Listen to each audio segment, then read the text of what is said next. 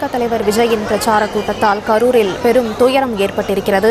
கூட்ட நெரிசல் தள்ளுமுள்ளு ஏற்பட்டதை அடுத்து அங்கு 31 பேர் உயிரிழந்திருக்கின்றனர். மேலும் 60க்கும் மேற்பட்டோர் அங்கு மருத்துவமனையில் சிகிச்சை பெற்று வருவதாகவும் தெரிவிக்கப்பட்டிருக்கிறது. விவரங்களை செய்தியாளர் சரவணன் தொடர்ந்து வழங்க கேட்கலாம். சரவணன், விவரங்களை தொடரலாம்.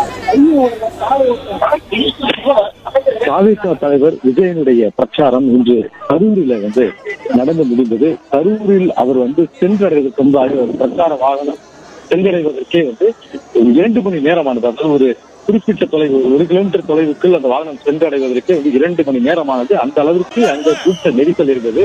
அவர் பேச்சு தொடங்கும் பொழுது பல இடங்கள்ல இது போன்று மக்கள் அலையாக கூட்டமாக ஆங்காங்கே சாய்ந்து விடக்கூடிய நிலை இருந்தது. அவ்வப்போது ஆம்புலன்ஸ் மூலமாக பலரையும் அழைத்து சென்றார்கள். இந்த வாகனம் கடந்து சென்ற பிறகு அந்த கூட்டம் கலையும் பொழுதுதான் இந்த பெரும் துயர சம்பவம் நடந்திருக்கிறது. தற்பொழுது வரை 31 பேருடைய உடல் இங்கே மருத்துவக் கல்லூரி மருத்துவமனையினுடைய பிணக்கூறாய்வுக்கு கொண்டு வரப்பட்டிருக்கிறது. இதில் பச்சிளம் குழந்தையினுடைய உடலும் ஒரு வயதிலிருந்து 1.5 வயதாகக்கூடிய ஒரு குழந்தையினுடைய உடல், மேலும் ஒரு 3 வயது சிறுவன், ஒரு 5 வயது சிறுவன் என்ற 3 குழந்தைகள், 15-20க்கும் மேற்பட்ட பெண்கள் அவர்களுடைய உடலும், ஒரு 5லிருந்து ஒரு 6-7 பேர் இருப்பார்கள். இவர்கள் ஆண்களுடைய உடலும் இந்த பிணக்கூறாய்வு அறையில கொண்டு வரப்பட்டது. உயிரிழந்தவர்களுடைய முழுமையான விவரங்கள் இதுவரை அதிகாரப்பூர்வமாக யார் என்ன எந்த பகுதியை சேர்ந்தது என்ற விவரங்கள் இதுவரை தெரிவிக்கவில்லை. தகவல் அறிந்து பலர் உறவினர்கள் குடும்பத்தினர் வந்து கொண்டிருக்கிறார்கள். அதே போல உயிரிழந்தவர்கள் யாரெல்லாம் இந்த கூட்ட சென்றார்களோ, பிரச்சார கூட்டத்துக்கு சென்றார்களோ, அவர்களை யாரெல்லாம் காணவில்லையோ அவர்களுடைய உறவினர்கள் தேடி வருகிறார்கள். நேரில் வந்துதான் சில அடையாளம் காண வேண்டிய நிலை இருக்கிறது. இந்த குழந்தை உயிரிழந்த 1.5 வயது குழந்தையினுடைய ஆண் குழந்தை யாருடையது என்ற விவரம் கூட தற்போது வரை தெரியவில்லை என்று மருத்துவர்கள் தரப்பில் கூறப்படுகிறது. இந்த உடல் பிணக்கூறாய்வுக்கு கொண்டு செல்லப்பட்டது. இந்த 1.5 வயது குழந்தை யாருடைய குழந்தை என்ற விவரமே தற்போது வரை தெரியவில்லை. அதில் உயிரிழந்தவர் யாருடைய குழந்தையா, அவருடைய குடும்பத்தினர் எங்கிருக்கிறார்கள் என்ற விவரங்கள் இதுவரை தெரியவில்லை. இது போன்ற உயிரிழந்தவர்களுடைய அடையாளம் முழுமையாக காணப்படாமல் இருக்கிறது. ஒரு சிலருடைய உறவினர்கள் தான் இங்கு சேர்ந்திருக்கிறார்கள்.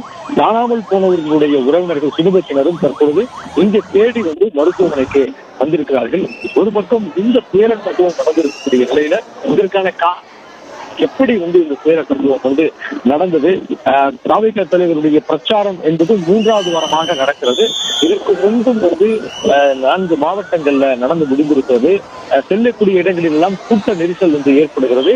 ஆனால் கூட தற்பொழுது இந்த கரூரில் ஏற்பட்ட இந்த கூட்ட நெரிசலில் இப்படி ஒரு அசம்பாவித சம்பவமாக முடிந்து அதில் இத்தனை உயிரிழப்புகள் 30க்கும் மேற்பட்ட உயிரிழப்புகள் தற்போது வரை 31 பேர் உயிரிழந்திருப்பதாக அதிகாரப்பூர்வமாக தெரிவித்திருக்கிறார்கள்.